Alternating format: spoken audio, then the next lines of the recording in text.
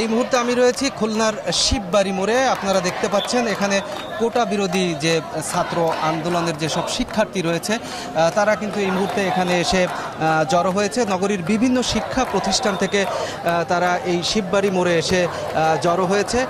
তাদেরকে লাল কাপড় কপালে বেঁধে বিভিন্ন স্লোগান দিতে দেখা যাচ্ছে।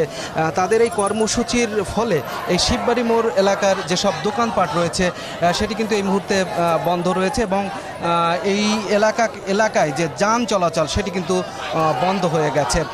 আরেকটি বিষয় দেখতে পাচ্ছেন যে এখানে যে আইন শৃঙ্খলা রক্ষাকারী বাহিনীর যে শক্ত অবস্থান সেটি কিন্তু দেখা যাচ্ছে, কিন্তু শিক্ষার্থীরা মুহুর্মুহুর স্লোগান দিচ্ছে এবং শান্তিপূর্ণভাবে তাদের এই কর্মসূচি কিন্তু চলছে। এছাড়া নগরীর আর কোনো জায়গায় এ ধরনের কর্মসূচি পালনের কোনো খবর আমাদের কাছে নেই।